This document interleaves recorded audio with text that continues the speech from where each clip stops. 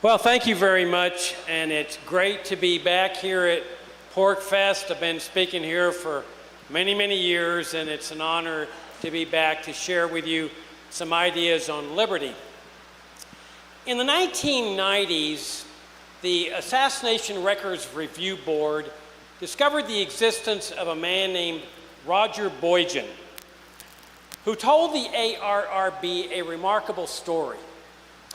He said that on the evening of the assassination of President John F. Kennedy, November 22nd, 1963, he was in charge of a Marine detail that was charged with protecting security around the Bethesda National Naval Medical Center, which contained the morgue in which the autopsy on President Kennedy's body was going to be conducted by the U.S. military. Boygen told the ARRB that at 6:35 p.m., 1835 military time, a Navy team carried the president's body into the morgue in a lightweight shipping casket.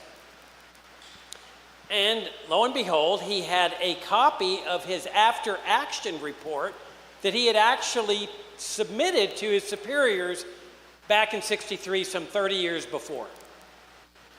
The military had never turned over that report to the Warren Commission, the commission that was charged with investigating the assassination, or to the House Select Committee on Assassinations, which had reopened the investigation, or even to the ARRB. But they discovered the existence of Boygen, and they got a copy of that after-action report.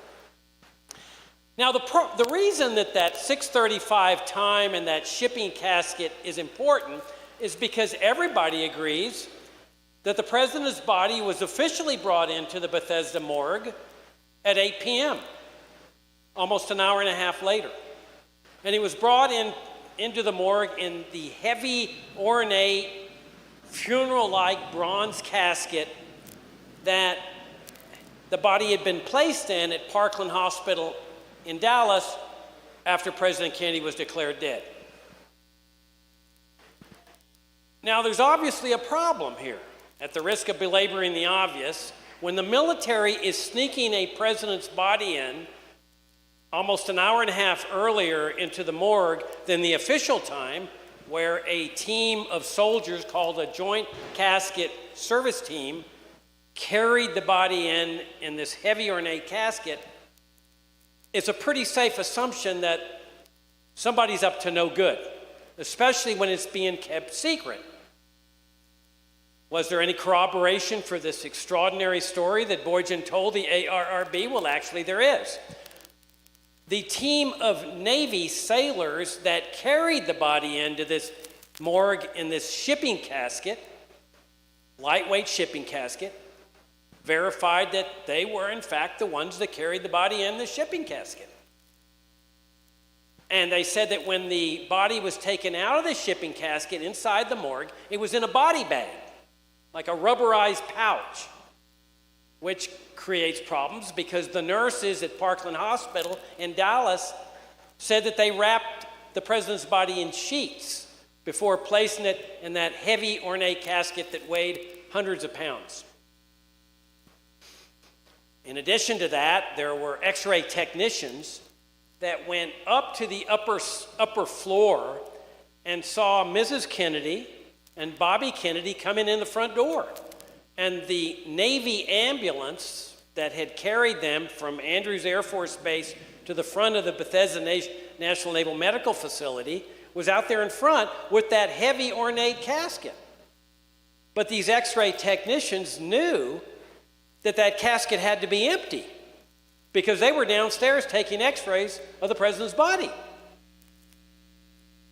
And then finally, perhaps there's the most telling corroboration, and that is from one of the three pathologists. The three pathologists were military men, two Navy people, James Humes and Commander J. Thornton Boswell, as well as an Army colonel named Pierre Fink. Now, Fink, in the late 60s, is subpoenaed to testify in a criminal prosecution in New Orleans. And in his testimony, which corroborated a report that he had done contemporaneously with the events surrounding the assassination, a report called the Bloomberg Report that he had submitted to his superiors. He testifies under oath that at 8 p.m. he receives a phone call at his home from Commander Humes, one of the other 3 pathologists. And Humes invites Fink to come and participate in the autopsy, which starts at 8:15 p.m. In this conversation, Humes tells Fink, "We already have x-rays of the president's head." There were no x-rays taken in Dallas. So given that the body is officially being brought in at 8 p.m. into the morgue, there is no way that they could already have x-rays of the president's head unless the president's body is already secretly in the morgue and those x-rays are being taken. At the risk of belaboring the obvious, when you see this type of action taking place in secret, and I should point out that they swore everybody in the autopsy to secrecy, made them sign written secrecy oaths, saying that they would never disclose what they saw on pain of criminal prosecution and court-martial, you know that somebody's up to no good. Now, what was the Assassination Records Review Board? Well, we all know the official narrative of the assassination. Lone nut happens to be at the right place at the right time, decides to shoot the president, no apparent motive, disgruntled communist. His life is snuffed out 2 days later. Investigation is immediately shut down. The Warren Commission, which was the commission President Johnson appointed to investigate the assassination, said, lone nut, case closed. In the 1970s, the House Select Committee on Assassinations concludes that, yes, it was this lone nut, Lee Harvey Oswald, that shot the president, but he was in some sort of conspiracy, and they couldn't determine what the conspiracy was. In 1991, Oliver Stone's come up with his movie, JFK, which rejects this official narrative and posits the idea that it was the military and the military establishment and the CIA that orchestrate this assassination in a very highly sophisticated regime change operation. No different from other regime change operations that had been carried out before the assassination in other countries and after the assassination. The film produces all kinds of controversy. The mainstream press, the Washington, D.C. establishment, oh, I dare you suggest that this would happen in America. Never could such a thing happen in America. We're not a banana republic. But at the end of this movie, Stones includes a little blurb that lets people know that 30 years after the assassination, they're keeping all their assassination-related records, or many of them, tens of thousands of records, secret. Now, the American people, the vast majority, had never felt comfortable with the official story. It all seemed a little bit too pat.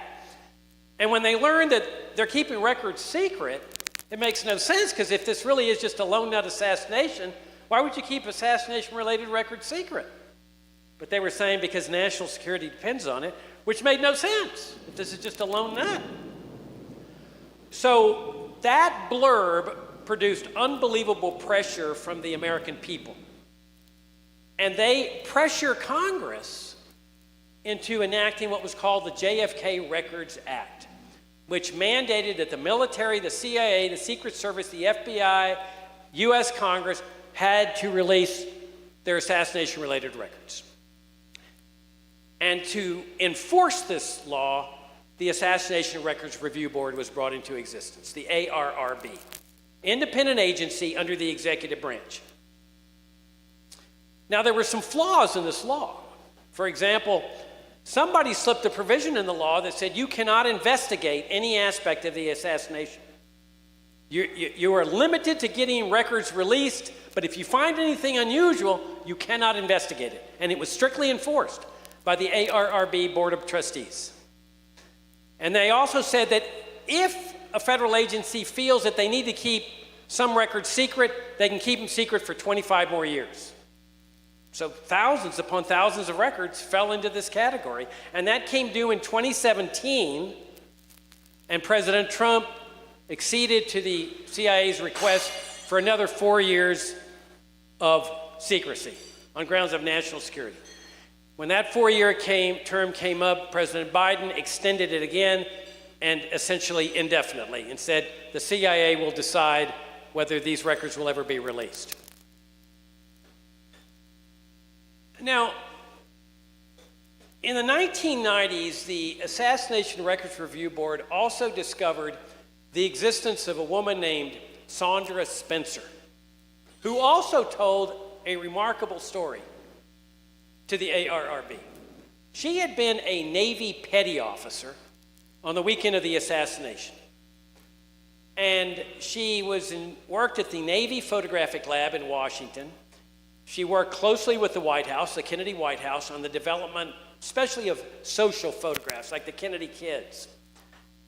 And of all the witnesses that appeared before the ARRB, the general counsel for the ARRB, a lawyer named Jeremy Gunn, said that of all the witnesses, Sandra Spencer was the most credible of them all. She was shown the official autopsy photographs of the Kennedy autopsy, including one that showed the back of Kennedy's head to be fully intact. She looked at the photograph carefully and she said, "No, that is not the photograph I developed on the weekend of the assassination." Now, she had done this on a classified basis. They told her, "You will never talk about this. This is classified." And everybody knows what classified means, especially military personnel. Even when you leave the military, you can't talk about it. She had kept what she had done secret for 30 some odd years until she was released from her vow of secrecy by the ARRB.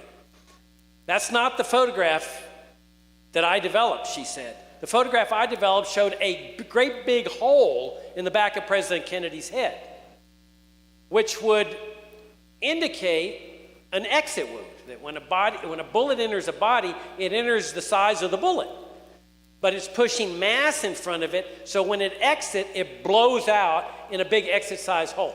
She was describing a big exit-size hole, which is obviously problematic for the official version, because it indicates a shot being fired from the front. And the official version was that the accused assassin, Lee Harvey Oswald, was shooting from the rear. Now, the big problem here is that Sandra Spencer's testimony under oath matched what all the Dallas doctors said on the weekend of the assassination, that there was a massive exit-sized hole in the back of President Kennedy's head, contrary to this autopsy photograph that shows no such hole. For example, there's Dr. Robert McClelland, who was a resident there at Parkland Hospital. He went on to have an illustrious career as a surgeon. He worked at Southwestern Medical Center, one of the best hospitals in the state of Texas. He taught surgery at the school there, the medical school. He became a professor emeritus at Southwestern. He either wrote a book or edited a book on surgery. For his entire life, McClelland said there was a massive exit-sized hole in the occipital region, which is the center region of the skull in the back, and that there was cerebellum leaking out, which is the center part of the brain. In fact, you can find any number of interviews that McClelland gave online over the years when he was a young man, as well as when he became an older man. He said that when he entered trauma room 1, he saw that they were doing a tracheotomy on President Kennedy, a tube through his throat to enable him to breathe. McClelland goes to the head of the table to assist them with a retractor of some kind. And all of a sudden he notices this massive hole in the back of his head. And he says to the guys that are doing the tracheotomy, "Have you all seen this?" And they said, "No, we got in here just a few seconds before you did." And he says, "You need to come and see this." Now, the reason he was willing to interrupt the tracheotomy, even though they went ahead and finished it, is because this is a fatal wound. Nobody can survive a wound with a massive hole. He said it was 5 inches in diameter. Nobody can survive a wound like that. There's no point doing any life-saving measures. This was a dead man that had a pulse.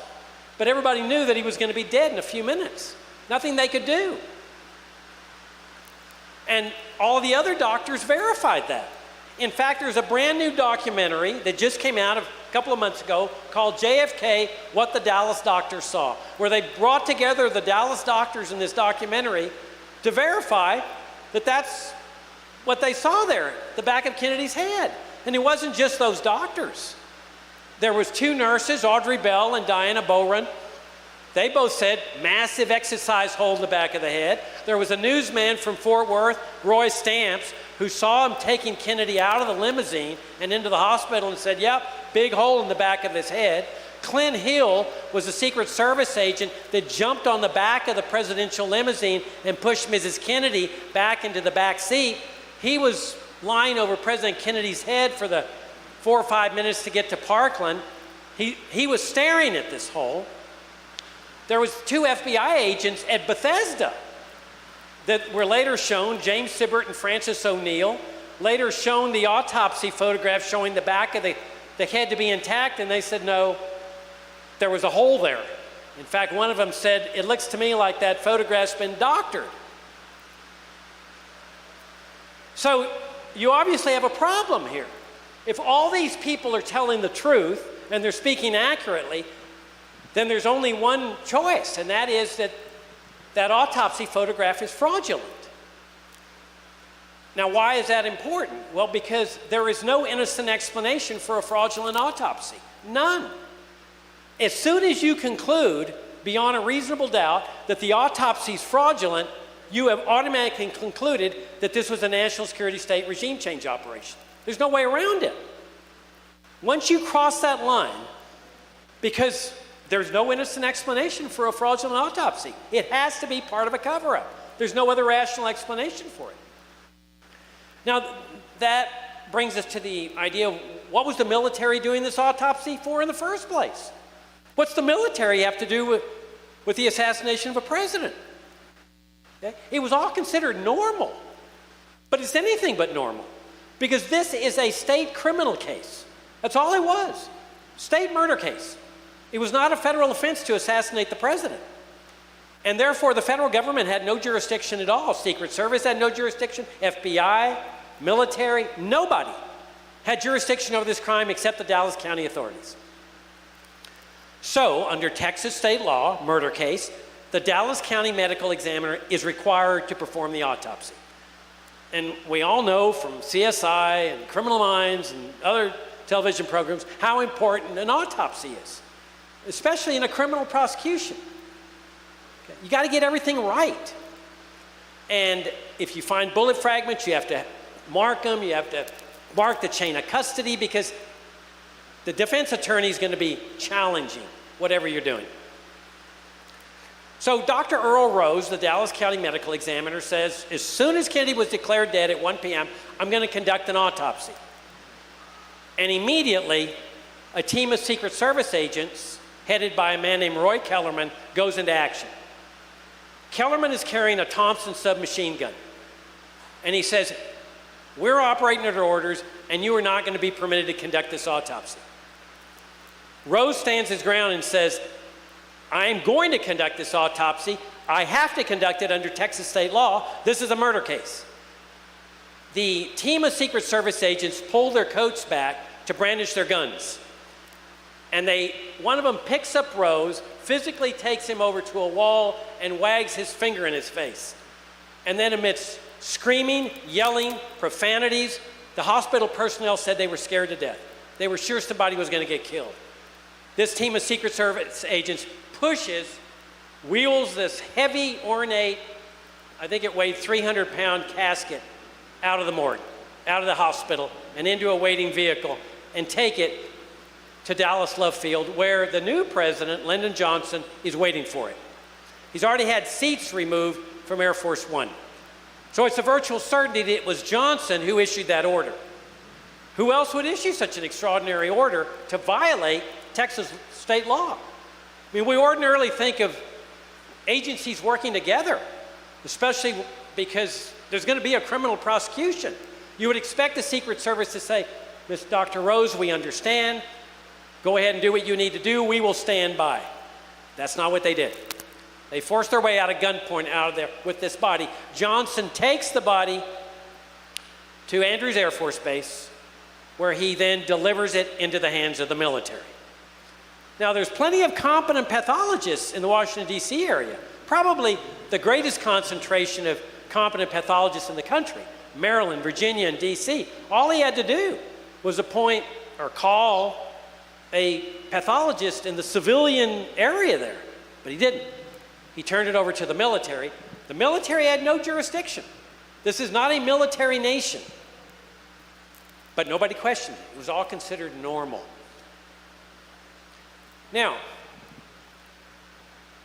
there's a problem that arises with respect to Sandra Spencer's testimony and all those doctors and all those witnesses that said there's a massive exercise hole in the back of that head. And that's the Abraham Zapruder film.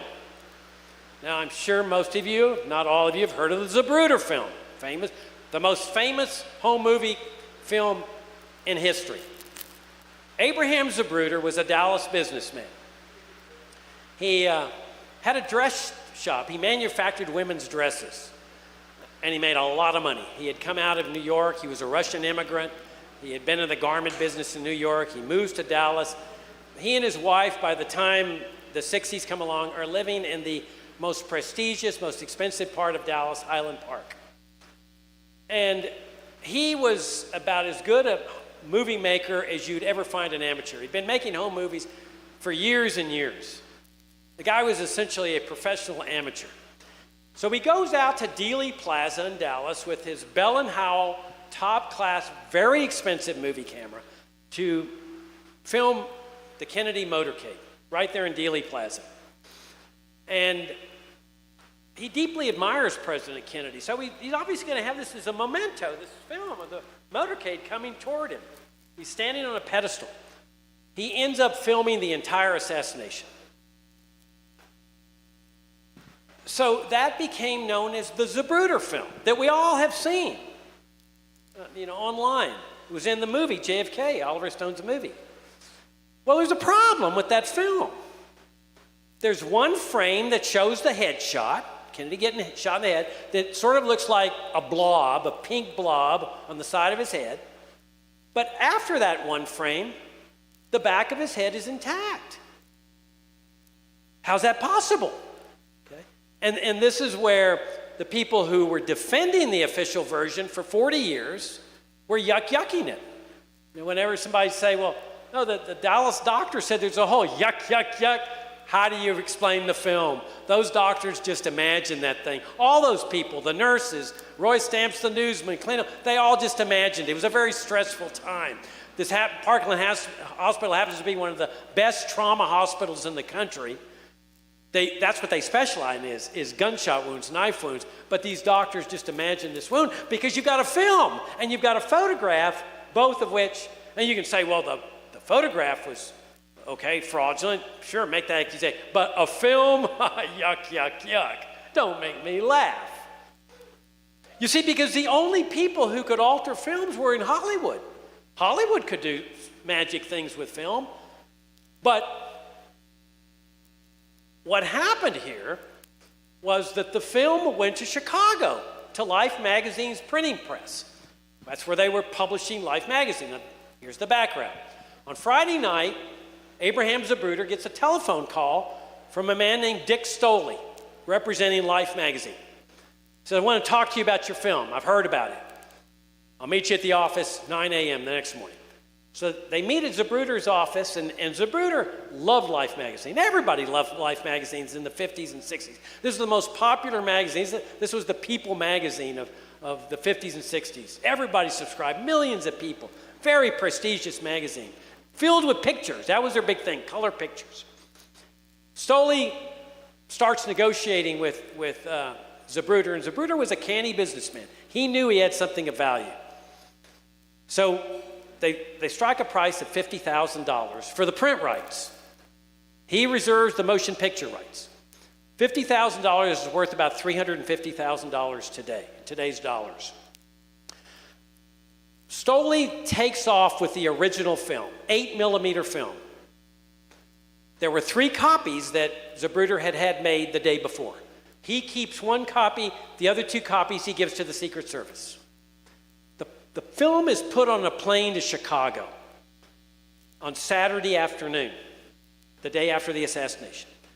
So for 40 years, don't tell me the CIA can't keep secrets. For 40 years, that's where it stands, that the film goes to Chicago. There's never any indication that the film was shipped to Hollywood or that any Hollywood experts came to Chicago. So the assassination researchers that are putting their stock in Dr. McClellan, Dr. Carrico, Dr. Crenshaw, everybody that sees this massive hole in the back of his head that was verified by Sandra Spencer's looking at the original autopsy photographs, they're stuck until the late 2000s. And that was when a CIA official named Dino Brugioni spilled the beans. Brugioni, you can Google him, is the world's, or was, he's deceased now, was the world's most renowned photographic imagery analyst. Nobody could match Brugioni. And you can see that his Wikipedia entry. He's published books, and he was a CIA official. He worked in the photographic lab for the CIA, the National Photographic Interpretation Center, NITPIC, in Washington, D.C. He has a conversation with a man named Douglas Horne, who had served on the Assassination Records Review Board back in the 1990s, published a watershed book about the assassination called Inside the Assassination Records Review Board that I highly recommend. And he and another author named Peter Janney were having a conversation with Brugioni because Janney's father had worked in the CIA as a big official in the 50s and 60s and knew Brugioni. So Brugioni says, come on over, let's talk about your dad. And in the course of this conversation, he tells Janney, oh yeah, I had an experience with the Zapruder film. Really? What was that? On Saturday night, Brugioni is the second in command at NITPIC. He's also the duty officer in charge of NITPIC that weekend, which means he has to know everything that's going on at NITPIC. He says, I was ordered down there because two Secret Service agents, or two people identifying themselves as Secret agents, bring over the Zapruder film, the 8mm original film. And Brugioni says there was no question this was the original film, the clarity of it, the starkness of it. And he says, our job was to do selected frames who these two Secret Service agents were selecting, and make blow-ups and post them on what were called briefing boards. And so they looked at the film multiple times to pick out the selected frames. Those two Secret Service agents, and I contend in my book, An Encounter with Evil, the Abraham Zapruder Story, that they were actually almost certainly CIA agents operating under cover of the Secret Service.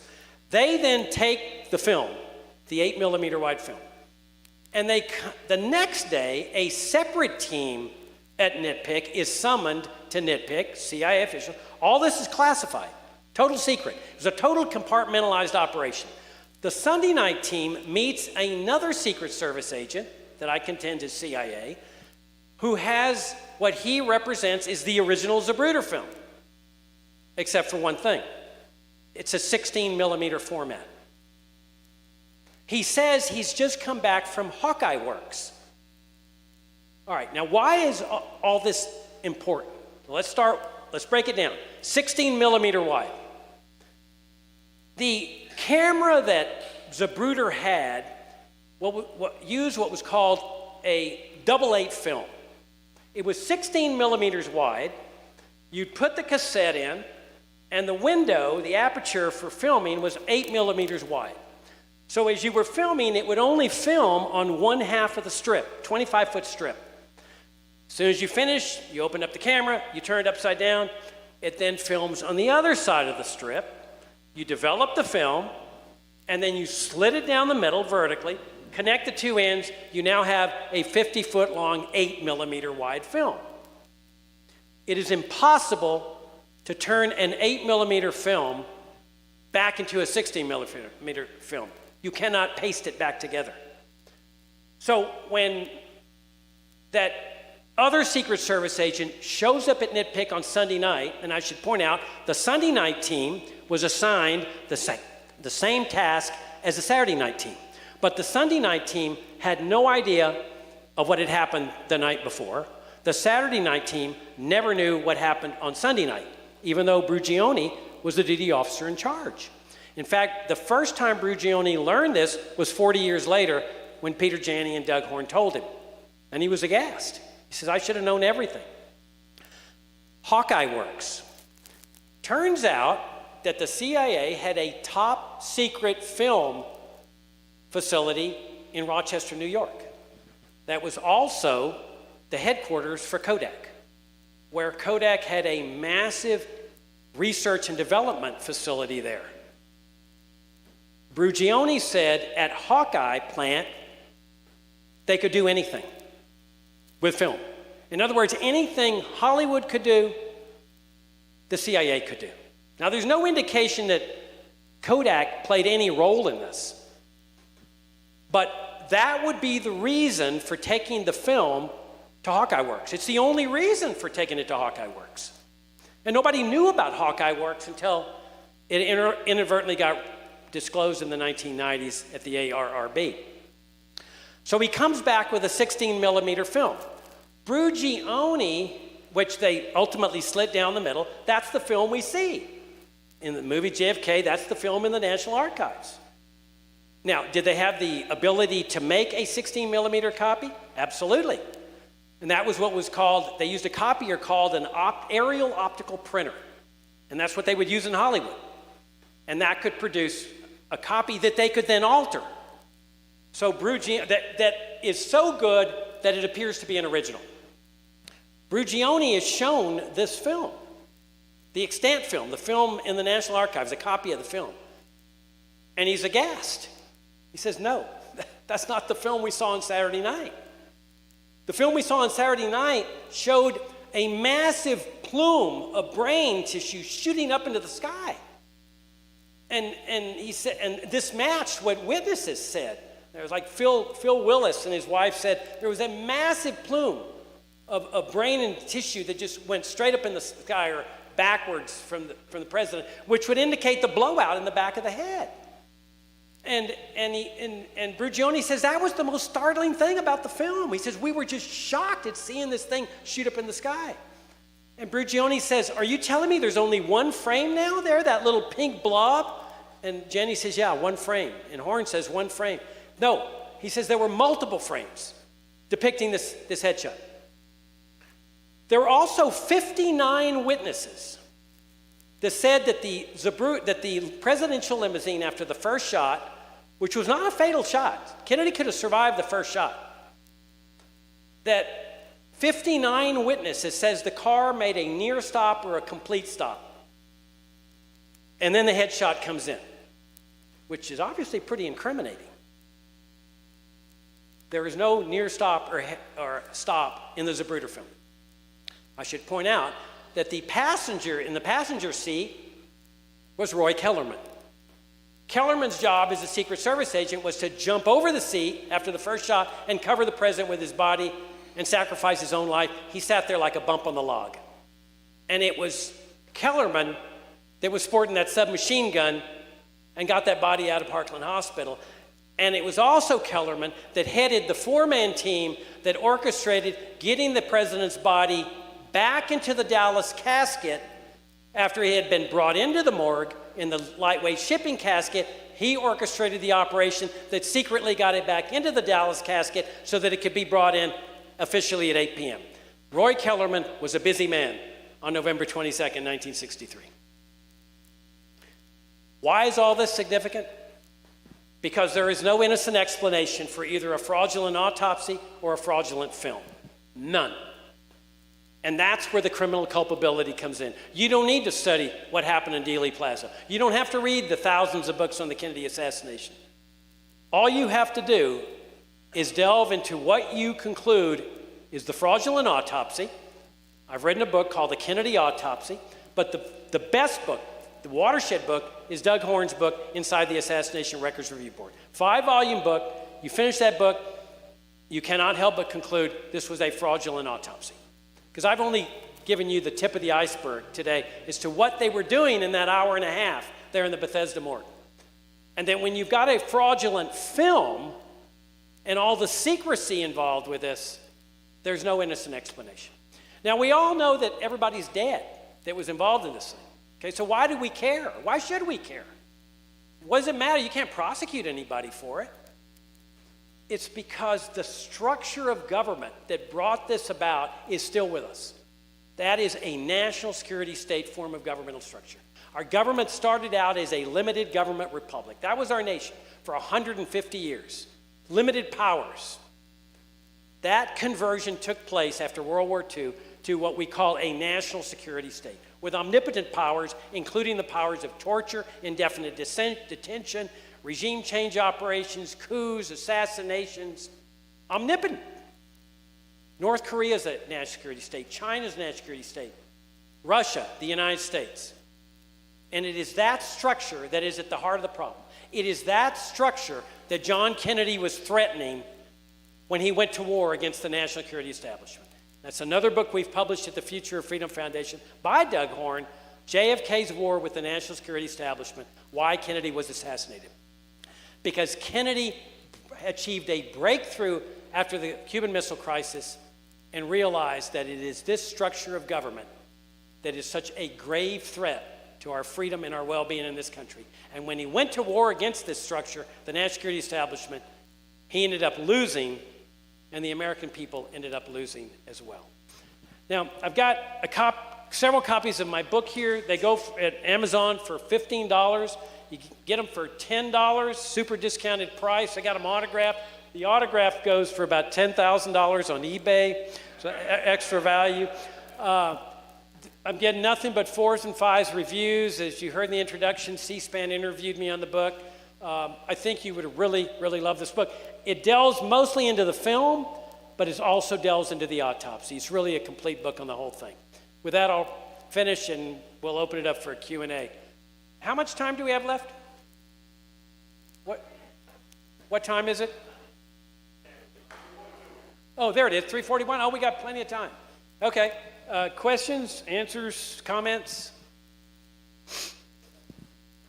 Yeah. So I've always found all this very convincing from your books and others. But one thing I've never understood is, presumably the CIA is very smart and they know how to kill people. Why would they have gone to all the trouble of presumably arranging this cover-up ahead of time when all they had to do was move their shooter to the other side? Is what? Move their shooter to the same side as Oswald. Okay. Okay. This is one of the most, and you're right, these guys were smart. I mean, what they did was evil, but you can't help but just look at this thing in awe, because it really was an ingenious plot, and these guys were brilliant. The CIA, these are Ivy League graduates who have devoted their brilliance to the dark arts, including of assassination. So the plot entails framing Lee Harvey Oswald, who many of us contend was an intelligence operative. This wasn't just some guy that goes out and studies communism. This is a guy that studies communism because the CIA was training people, and military intelligence was training people to infiltrate communist organizations and infiltrate the Soviet Union. They were obsessed with the communists. The Reds are coming to get us, the Russians are coming. And so the idea was to frame a communist. Now, why frame a communist? Because everybody hated communists. I mean, remember the McCarthy hearings, remember the Cold War. I mean, to get smeared as a communist, nobody would come to your defense. So if you're going to frame somebody, you'd be hard-pressed to find somebody better to frame than a communist who you can place wherever you want to place because he's working for you. Hey, we got you a job in the school book depository. Take the job. We got other assignments down the line, but that's your cover. So you can place him wherever you want. But the $64,000 question, if you're going to frame somebody, why have shots fired from the front? Pretty stupid, right? Stupid. I mean, if you're going to frame somebody firing from the rear, you're going to have shots fired from the rear. Now, you're going to have shots fired from the rear anyway, but why have additional shots fired from the front, right? Ingenious, absolutely ingenious what they came up with. Because They're determined not just to carry out this assassination, they're determined not to get caught. They don't want to get caught and, maybe spend the rest of their lives in the penitentiary or whatever. They got to figure out a way to get away with this. Well, everybody knows you shoot a president, all stops are going to be pulled out in the investigation. You shoot any federal official, and they're going to pull out all the stops to get everybody. Look at the Lincoln assassination. They went after everybody remotely involved. That's the way federal officials operate. You kill one of us, we're coming after you, all of you. So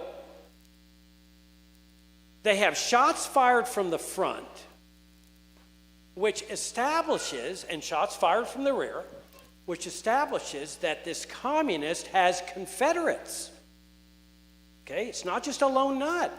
Now, who would those Confederates be? There's only one answer: the communists. And this was the idea of putting Oswald in New Orleans a few months before the assassination, where he loudly proclaims that he's a communist. He goes out in the streets and he's with the Fair Play for Cuba committee. He's making a big fuss. He's on the radio. And then he's shipped down to Mexico City about a month before the assassination, where he goes into the Soviet embassy, raises a big ruckus, supposedly meets with the head of the Soviet assassination force, a guy named Kostakov, goes to the Cuban embassy. Now it's perfect because you got shots fired from the front. That means this is a communist conspiracy. What does that mean? Well, if the American people find this out, it can mean only one thing, and that means retaliation. You have to retaliate. You can't just let Fidel Castro and Nikita Khrushchev assassinate an American president. You have to retaliate. And what does that mean? That means bombing on Moscow, bombing Havana, because they're not going to just sit out here and say, okay, assassinate us. That means World War III. That means nuclear war that we're looking at. So Johnson says, wait a minute, are we going to go to nuclear war over this? Why should we? The Kennedy boys started this thing. They had Operation Mongoose, where they're trying to get regime change in Cuba. The CIA and the mafias are over there conspiring to assassinate Castro. And the Kennedy boys got burned first. Castro got to them first. But we're going to shut this thing down. We know Oswald was part of this thing, but we're going to shut down the other half of it. And sure enough, Deputy Attorney General Nicholas Katzenbach, right after Oswald's assassinated, he's silenced by Jack Ruby, who had mafia connections.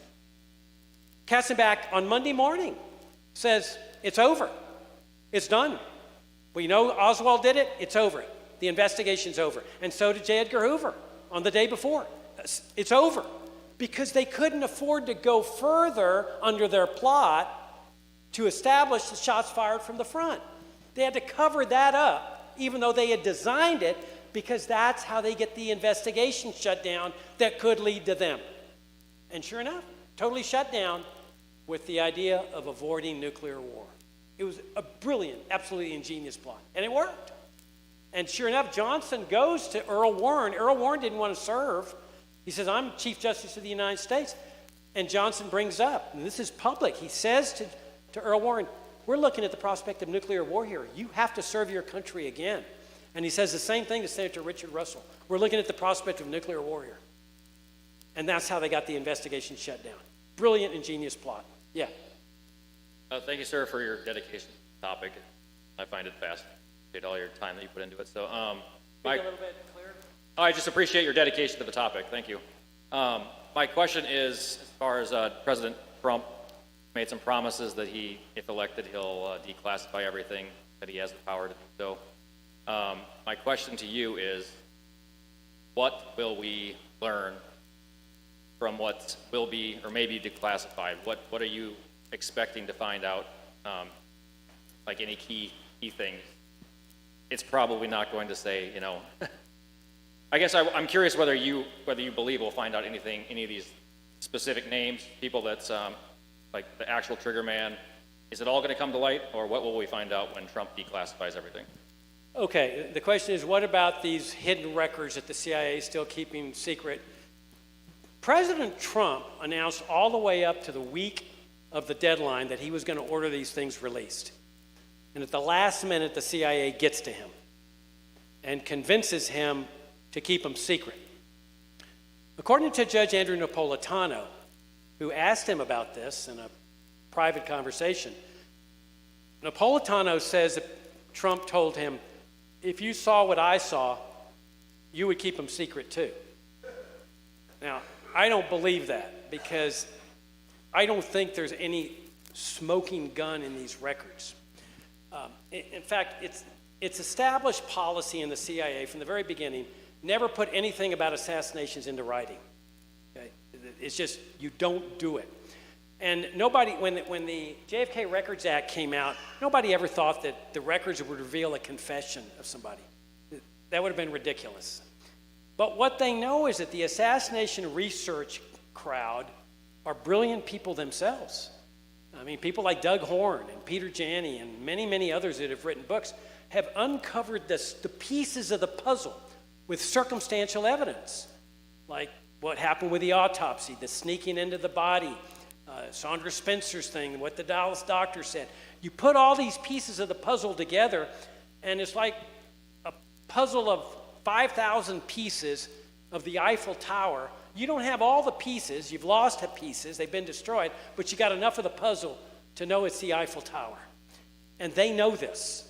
And so the rest of the records that are being kept secret, there's no confession in there. But I'm 99% certain, 100% certain that they're incriminating pieces of the puzzle. And my hunch is they relate to Mexico City. Because the Mexico City part of this operation, if anything could go wrong, everything went wrong. I mean, they said, oh, well, our cameras broke down there to film Oswald going into the embassies. Ridiculous. They produce a photograph of a person that says it was Oswald. It was not Oswald. They still don't know who that was. They had tapes of conversations that people listened to, and they later said, oh, we accidentally erased them, or they were never existence. My hunch is that the remaining records relate to Mexico City. And they can't afford to let them be released because they're so incriminating as to what was going on in that part of the operation. But you're not going to see a confession, anything like that. But there's a reason why they're keeping them secret, because they know what we're saying, that this indicates guilt. 60 years after the assassination, and you're keeping records secret on grounds of national security? Come on. But that's how dumb they think the American people are, that, well, yeah, they'll buy it's national security. Ridiculous. Yeah. Elaborate on the motive. Motive is JFK was a threat to the CIA. Could you elaborate on why, the evidence that is the case? I'm sorry, I didn't understand you. Say it again. Well, the motive for the CIA to kill JFK is that he was a threat to them. Could you elaborate on a threat to the CIA's power? Okay, could you elaborate why he was a threat to their power? Okay, why he was assassinated. Kennedy goes to war with the CIA after the Bay of Pigs. No question about that. That the Bay of Pigs, that they had lied to him and said, we can pull this off without air support. It was a lie. They figured that once the invasion started, Kennedy would be boxed in and have to provide the air support, because he couldn't, under any circumstances, let the communists win. And Kennedy stood his ground and said no air support, and the Cubans that were invading the island got captured or killed. And so the CIA was livid. They considered him a coward, a betrayer of America, a traitor. Kennedy hated them. Kennedy said, I'm going to tear the CIA into 1,000 pieces and scatter them to the winds. So that war starts right there. It continues on through the rest of his administration. The military is saying, okay, you failed at the Bay of Pigs, but we need to invade Cuba. This is a grave threat to national security. A communist outpost 30 miles away, or 90 miles away. And they have Operation Northwoods. Google Operation Northwoods. Incredible plan based on fraud. Coming up with a false flag operation to justify an invasion. Kennedy says no. So all of a sudden the Cuban Missile Crisis comes. The Soviets have nuclear missiles there. And the military is saying, now you have your excuse, invade Cuba. And Kennedy says no. And he starts negotiating, much to the chagrin of the military. And he strikes a deal with Castro and says, if you remove the missiles, we won't invade Cuba again. And oh, yes, we'll agree also to remove our missiles in Turkey that are pointed at you. The military is livid. Now he's agreed permanently to leave Cuba in communist hands. Permanent threat to U.S. national security. And they called him a Neville Chamberlain. They called him a coward. They called him a traitor. Kennedy then achieves this breakthrough. And this is detailed in Peter Janney's book, Mary's Mosaic, where he says, we don't need this anymore. We don't need the Cold War. It's a racket. And it's a very dangerous racket. So he goes to American University in June of '63, and he gives his famous peace speech where he throws the gauntlet down and says, we're going to make friends with the Soviet Union and the communist world. It's over. We're going to live in peaceful coexistence. He orders all the troops to be brought out of Vietnam, which were nothing but advisory troops. He enters into a nuclear test ban treaty with the Soviets. He proposes a joint moon trip with the Soviets. The military and the CIA say, we can't survive this. This guy is surrendering us to the communists. And that's where the war goes. And several months later, he's assassinated. Because it was a conflict of visions as to who was going to prevail. Was it Kennedy's vision, which clearly threatened the national security state, or was it their vision that would prevail? There was no compromise here. One side was going to win, one side was going to lose. Thank you all very much. Appreciate it. Jacob, thank you so much for being here.